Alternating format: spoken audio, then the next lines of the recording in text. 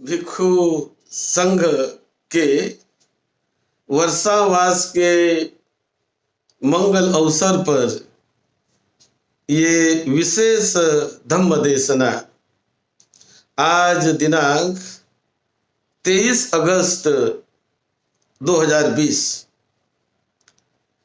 ये विशेष धम्म देशना हम मूल पाली त्रिपिटक के ग्रंथों के आधार पर देते हैं, जहां त्रिपिटक में तथागत भगवान बुद्ध की मूल वाणी, उनके ओरिजिनल शुद्ध मूल वाणी संग्रहित है। हजारों सालों से भिक्षुओं ने लोगों के हित और कल्याण के लिए बुद्ध के उस अमृतमय मंगलमय वाणी को संभाल के रखा है। उन्हीं त्रिपिटक के ग्रंथों से अंगुत्तर निकाय के कुछ सूत्र पर हम आज चर्चा करेंगे। चिरं तिष्ठन्तु सद्धम्मो लोको हुन्तु सुखी सदा। सद्धम्म इस पवित्र पावन धरती पर दीर्घ काल तक टिका रहे, बना रहे और लोग सद्धम्म के रास्ते पर चलकर अपने मूल्यवान इस मनुष्य जीवन को धन्य धन्य करते हुए अपनी मनुष्य जीवन की यात्रा वो सुखदायक बनाए, मंगलमय बनाए। यही भावना तथागत भगवान बुद्ध के हृदय में प्रकट हुई, प्रकट होती थी। उन्हें महाकरुणा कहते हैं कि लोगों के हित सुख, लोगों का कल्याण किस बात में है, कैसे लोगों को सुख शांति हासिल होगी, मिलेगी, वो बातें तथागत बुद्ध ने बताई। एक बार तथागत बुद्ध ने भिक्षु संघ को बुलाया एक सभागृह में, और वहां पर बुद्ध बता रहे कि देखो सद्धम्म कैसे बढ़ता है, कैसे टिकता है, और जो श्रद्धावान उपासक उपासिकाएं होती है, जो श्रद्धावान कुल पुत्र होते हैं, जो अच्छे लोग होते हैं, श्रद्धावान लोग, उन श्रद्धावान लोगों को क्या लाभ मिलता है जीवन में, क्या उन्हें जीवन में मिलेगा, क्या वो पाएंगे। कोई भी श्रद्धावान व्यक्ति क्या पाने का अधिकारी होता है, ये तथागत बुद्ध भिक्षु संघों को समझा के बता रहे हैं। वो एक सूत्र है, ओरिजिनल ग्रंथ से ही मैं थोड़ा पढ़ूंगा। पंची में भिक्षवे सद्धे कुल पुत्ते आनि संसा कथमे पंच ये ते भिक्षवे लोके संतो सपुरिसाते सद्ध सद्धन्येव पठमं अनुकंपन्ता अनुकंपन्ति नो तथा असद्धं। तो आगे ये सूत्र में ऐसे बताते हैं कि जो कोई कुल पुत्र होते हैं, श्रद्धावान लोग होते हैं, ये श्रद्धावान लोगों पर सर्वप्रथम कोई ज्ञानी व्यक्ति, कोई अर्हत्व व्यक्ति, अर्हत्व को प्राप्त करने वाला अर्हत कोई सत्पुरुष, ज्ञानी पुरुष जो मुक्त हुआ है सारे विकारों से, बंधनों से, ऐसे व्यक्ति यदि किसी पर अनुकंपा करने का जब प्रयास करते हैं तो उनकी अनुकंपा, सद्धम्म की अनुकंपा किस पर होगी? जो श्रद्धावान है उसी पर सर्वप्रथम उनकी अनुकंपा होती है। जो अश्रद्धावान है, जिनमें श्रद्धा नहीं है, उन पर महापुरुषों की, साधु संतों की उतनी अनुकंपा नहीं होती। तो श्रद्धावान पुरुष जो होते हैं उन्हीं पर सर्वप्रथम कोई व्यक्ति अनुकंपा करता है। कोई व्यक्ति किसी को चुनना चाहेगा तो किसे चुनेगा, किसे वो मतलब लाइक करेगा, किसे पसंद करेगा। एक जैसे सारिपुत्र के जीवन में एक घटना घटी। सारिपुत्र को एक बार ऐसा लगा, उनके जो श्रमण थे उन श्रमण के लिए मुझे अच्छा भोजन, स्वादिष्ट भोजन ले जाना है। अब स्वादिष्ट भोजन किसके यहां से मुझे मिलेगा? तो शहर में तो हजारों मकान है, लेकिन वो सोचने लगे कि मेरे इच्छा के अनुसार किस मकान से, किस दायिका के घर से मुझे स्वादिष्ट अच्छा भोजन मिलेगा। तो उनके मन में वो जो खोजते हैं, वो जैसे अपने मन में विचार करने लगे। तो विचार करते करते सर्वप्रथम जो श्रद्धावान व्यक्ति, श्रद्धावान उपासक होते हैं, श्रद्धावान उपासिकाएं होती है कि जो सद्धम्म से कई सालों से जुड़े हुए हैं, कई सालों से सद्धम्म के लिए काम कर रहे हैं, ऐसे जो विरले लोग होते हैं, तो हजारों लोगों में उनके नजर में पहला व्यक्ति कोई आएगा, पहला व्यक्ति उनके नजर में आया तो कौन श्रद्धावान व्यक्ति है इन हजारों मकानों के मोहल्ले में, इस नगर में कौन श्रद्धावान है? तो वो व्यक्ति श्रद्धावान व्यक्ति के घर को खोजते खोजते वहां पर ये संत पुरुष श्रद्धावान व्यक्ति की यहाँ सर्वप्रथम जाते हैं। अश्रद्धावान व्यक्ति की यहाँ वो नहीं जाएंगे। अनुकंपा जिन पर करनी है तो पहले अनुकंपा उस श्रद्धावान व्यक्ति पर की जाती है, अश्रद्धावान व्यक्ति पर अनुकंपा नहीं होती। तो इसीलिए जो पहला जो अंग है, तो अनुकंपा यदि किसी पर करनी हो तो वो श्रद्धावान व्यक्ति पर, ये दिव्य पुरुष, मुक्त पुरुष और महापुरुष ये श्रद्धावान व्यक्ति पर अनुकंपा करते हैं। उन्हें पहले वो सिलेक्ट करते हैं, उनका वो चयन करते हैं। इसी प्रकार नंबर 2, सत्पुरुष यदि किसी के नजदीक जाकर अपनी कोई बात बताना चाहे, कोई बड़ी मूल्यवान कुछ चीज उनको बताना है, तो किसको बताएगा? वो बताएगा जो श्रद्धावान व्यक्ति होते हैं, श्रद्धावान उपासक होते हैं, उनको बड़ी मौलिक बात वो प्रथम उनको बताएगा, अपने मन की बात। जो अश्रद्धावान होते हैं उनको वो बात नहीं बताएगा, मूल्यवान बात उनको वो नहीं बताएगा। तो इसीलिए श्रद्धावान व्यक्ति उस मूल्यवान को ग्रहण करने के लाभी हो जाते हैं। ये दूसरा हुआ।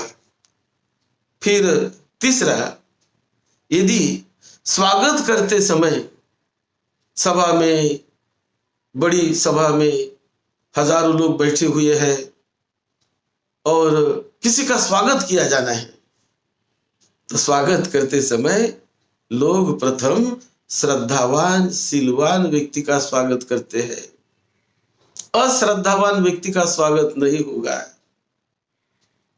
पहला स्वागत होगा श्रद्धावान व्यक्ति कौन है, सद्धम्म के रास्ते पर चलने वाले गुणवान व्यक्ति कौन है, तो उनका स्वागत प्रथम किया जाता है। ये लाभ है श्रद्धावान व्यक्ति का। श्रद्धावान व्यक्ति के जीवन में मिलने वाला ये सांदृष्टिक लाभ होता है, वर्तमान जीवन में ही मिलने वाला लाभ। ऐसा नहीं कि मृत्यु के बाद लाभ मिलेगा, ऐसा नहीं। इसी प्रकार ये 3 हो गया। नंबर 4, यदि अच्छा धम्मोपदेश करना है तो लोग, कौन से लोगों को ये अच्छा धम्मोपदेश किया जाता है? तो अच्छा धम्मोपदेश या धम्म की अच्छी ऊंची बातें ये सर्वप्रथम बताई जाती है श्रद्धावान लोगों को, श्रद्धावान व्यक्ति को। जो श्रद्धावान परिवार है, जो श्रद्धावान शीलवान परिवार होते हैं समाज में, और उनमें जो अग्र होते हैं, तो उन अग्र परिवारों को ये सद्धम्म का जो उपदेश है, संत पुरुष पहले उनको उपदेश करेंगे। जो महापुरुष पहले उनको उपदेश करेंगे। जो अश्रद्धावान होता है उनको उपदेश नहीं करेंगे। तो श्रद्धावान को पहले उपदेश किया जाता है। ये उनका चौथा लाभ है, चौथा लाभ है। और 5वां लाभ, यदि मृत्यु के बाद किसी को सद्गति मिलनी है, ऊंची अवस्था में किसी को जाना है, तो कौन जाएगा? किसको मिलेगी ऊंची गति? जो श्रद्धावान होता है उसे ही ऊंची गति मिलती है, वही ऊंची अवस्था का वो अधिकारी बनता है, वो उसे मिलती है।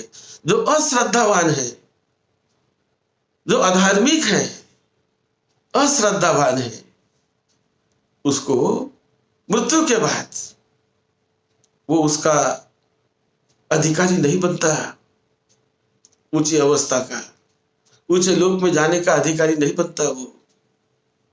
तो वो प्रथम अधिकारी बनता है कि जो श्रद्धावान व्यक्ति है, वो श्रद्धावान व्यक्ति को वो ऊंची अवस्था मिलती है मृत्यु के बाद। यानी जीवन में भी तो लाभ मिला ही, जीवन में भी उसे कई प्रकार का लाभ होता है वर्तमान जीवन में, लेकिन मृत्यु के बाद भी वही अधिकारी बनता है। ऊंचाई पर पहुंचने वाला, ऊंचाई पर जाने वाला वही अधिकारी होता है। तो ये श्रद्धावान होने के कितने लाभ है। यदि पॉजिटिव एनर्जी, विश्वमंडल की पॉजिटिव एनर्जी किसके घर में जाना चाहेगी तो किसके घर में जाएगी? जिस घर में सद्धम्म के रास्ते पर चलने वाले लोग हो, जहां पर आस्था हो, जहां पर श्रद्धा हो, उसी घर में, उसी मकान में विश्व की पॉजिटिव एनर्जी प्रवेश करती है। जहां श्रद्धा नहीं है, जहां आस्था नहीं है, उसके दरवाजे से आगे से निकल जाएगी, लेकिन उसके घर में प्रवेश नहीं करेगी पॉजिटिव एनर्जी। पॉजिटिव एनर्जी वहां जाती है कि जहां पॉजिटिवनेस होता है, वही पॉजिटिव एनर्जी प्रवेश करती है। जहां निगेटिव बातें भरी हुई है, जहां नकारात्मक बातें भरी हुई है, वहां पॉजिटिव एनर्जी नहीं आएगी, दूर भागेगी, दूर भागेगी। इसीलिए श्रद्धा का होना, अपने हृदय में श्रद्धा को निर्माण करना, श्रद्धा का होना कितना कल्याणकारी है, कितना मंगलकारी है। ये बात तथागत बुद्ध ने, कितनी महान बातें ये तथागत भगवान बुद्ध ने बताई है। और भी उन्होंने एक उदाहरण दिया कि जैसे चौराहे पर कोई बड़ा वट वृक्ष हो, बड़ी अच्छी उसको डहलिया है, अच्छी शाखाएं है, अच्छी छाव है, उसकी घनी छाव है, बड़ा अच्छा वट वृक्ष है।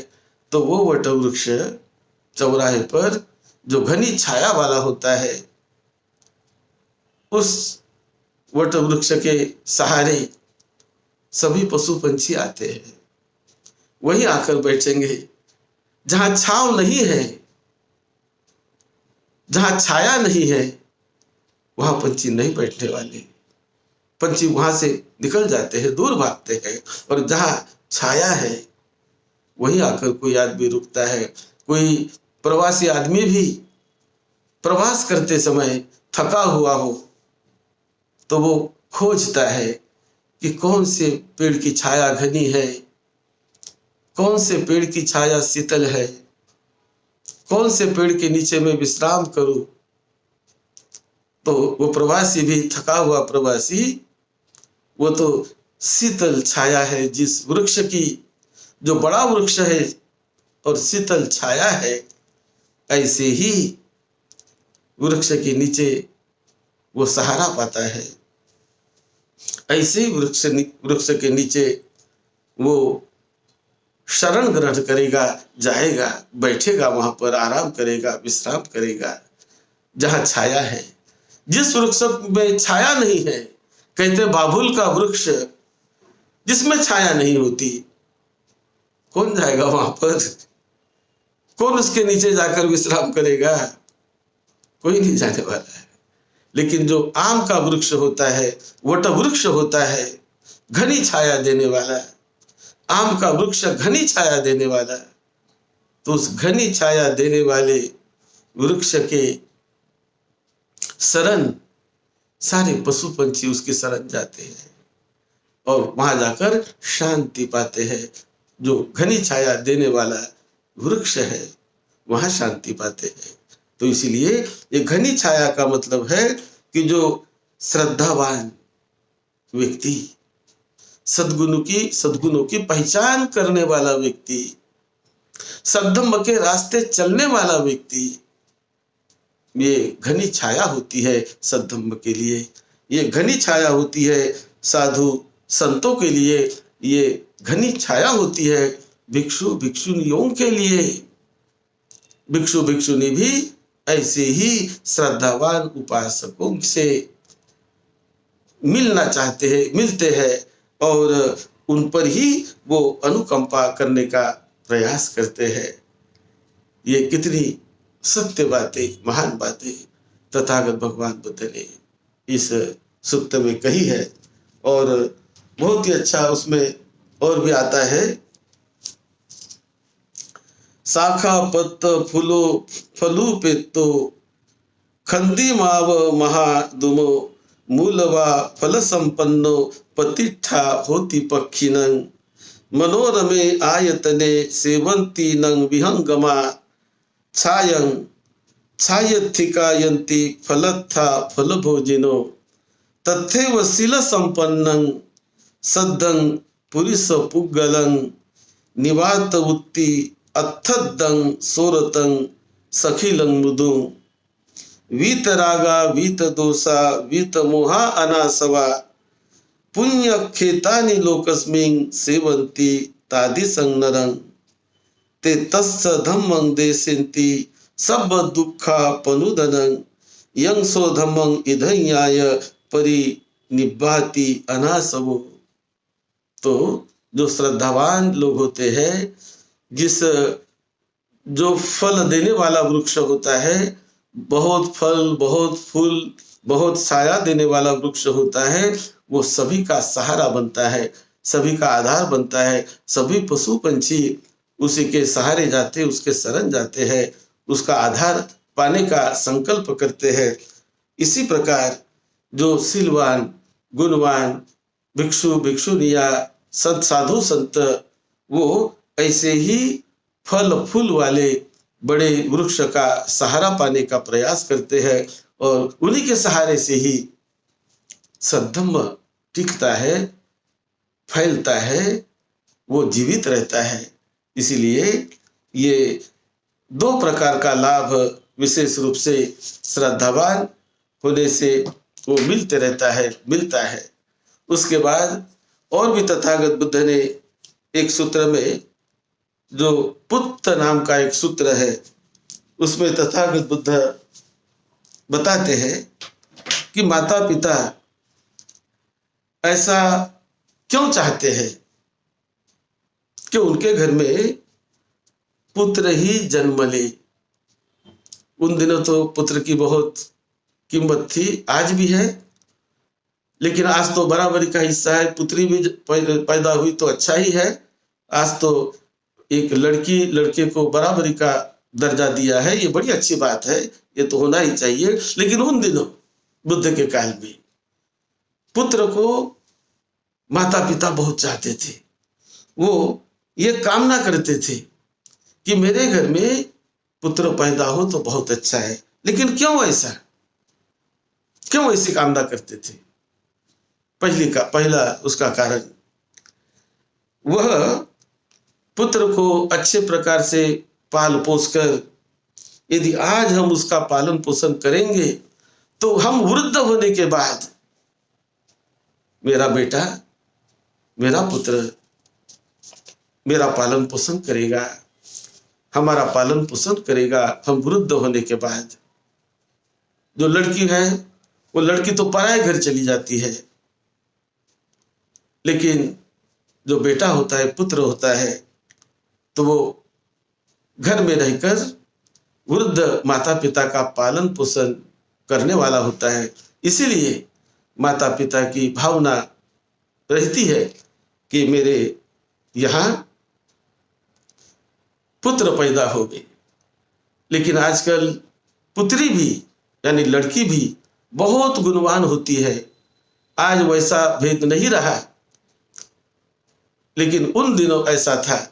आज तो लड़की भी लड़कों से भी कभी कभी बहुत अच्छा पालन पोषण अपने माता पिता का वृद्ध अवस्था में करती है। लड़कों से भी कभी कभी लड़कियां अपने माता पिता की बहुत अच्छी सेवा करती है।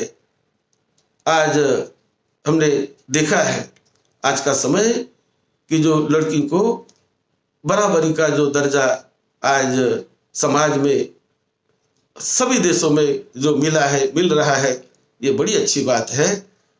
तो बुद्ध उस समय ये बता रहे थे कि ये पहला कारण है। दूसरा कारण, क्यों वो पुत्र चाहते हैं कि वो सोचते हैं कि हमारा कामकाज, हमारा काम धंधा जो है वो हमारा पुत्र चलाएगा। इस आशा से वो पुत्र की कामना करते हैं। तीसरी आशा कि यदि पुत्र हो तो वो हमारे कुल परंपरा को चलाएगा, हमारे कुल परंपरा वो चिरस्थायी बनेगी। हमारे मृत्यु के बाद भी पुत्र हमारे कुल में दिया जलाएगा, वो परंपरा चलाएगा। ये बात को सोचकर माता पिता पुत्र की कामना करते हैं। फिर चौथा कारण, हमारा पुत्र यदि पुत्र हुआ तो वो हमारा उत्तराधिकारी बनेगा, हमारी प्रॉपर्टी का, हमारे धन का, वो धन संपदा का उत्तराधिकारी बनेगा। और जो कुछ धन संपदा हमने कमाई उसे वो अच्छी तरह से संभालेगा, हमारे कुल को वो चलाएगा। इस वजह से वो पुत्र चाहते हैं। और फिर पांचवा कारण तथागत बुद्ध ने बताया कि हमारे मृत्यु के बाद, हम तो मर जाने वाले हैं, माता पिता तो मरने वाले हैं, सभी को तो मृत्यु आती है। तो हमारे मृत्यु हो जाने के बाद मेरा पुत्र मेरे नाम से वो दान देगा, सेवा करेगा, मेरे नाम से पुण्य कार्य करेगा मेरा पुत्र। तो इस प्रकार से मृत्यु के बाद भी वो मेरा पुत्र हो तो मेरा नाम लेगा, मेरे लिए वो पुण्य कार्य करते रहेगा। और पुण्य कार्य करने के बाद बौद्ध परंपरा है, तथागत बुद्ध ने सिखाया कि कोई भी कुशल कार्य जब हम करते हैं तो वो कुशल कार्य करते समय, कुशल कार्य करने के बाद हमेशा श्रद्धावान उपासक उपासिकाओं ने बुद्धिमान व्यक्ति ने, श्रद्धावान व्यक्ति ने पुण्य कार्य करने के बाद अपने माता पिता को वो पुण्य शेयर करना चाहिए कि जो भी मैंने पुण्य कार्य किया और जिसका सुख मुझे आज मिल रहा, आनंद मुझे जो मिल रहा, ये मेरा सुख, मेरा आनंद मेरे माता पिता को भी मिले, क्योंकि उनकी वजह से मैं जीवित हूँ और उनकी वजह से मैं जो कुछ भी हूँ, जो कुछ भी अच्छा काम करता हूँ, तो उसमें उस अच्छे काम का जो पुण्य होता है उसे अपने माता पिता को शेयर करना चाहिए। हमेशा अपने माता पिता का स्मरण करना चाहिए जिन्होंने हमें जन्म दिया। ये बात तथागत बुद्ध ने मूल रूप में सिखाई है। तो यदि ये चाहते हैं कि क्यों माता पिता चाहते हैं कि हमें पुत्र ही होना चाहिए, कि हमारे मृत्यु के बाद बड़े आस्था से वो हमारा पुत्र हमें पुण्यानुमोदन भेजेगा, हमारे नाम से वो पुत्र ही विशेष रूप से जलदान विधि करता है। आज हम जलदान विधि जिसे कहते हैं, पुण्यानुमोदन विधि जिसे कहते हैं, तो ये पुण्यानुमोदन हमारे नाम से पुत्र करते रहते हैं।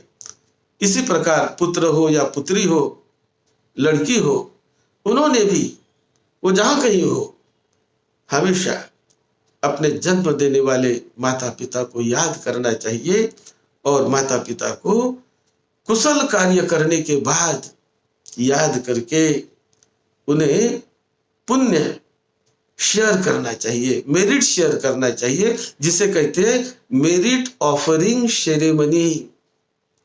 यानी जो भी हमने पुण्य कमाया उसको हमें ऑफर करना है, देना है। तो सर्वप्रथम हम देते हैं अपने माता पिता को, मंगल मैत्री के द्वारा देते हैं, अपने माता पिता को वो शेयर करना होता है। इसी प्रकार अपने गुरु को शेयर करना होता है, फिर अपने परिवार के छोटे बड़ों को शेयर करना होता है। लेकिन पहला जो हिस्सा होता है वह है माता पिता का पहला हिस्सा। तो इसीलिए इस कारण से, इन 5 कारणों से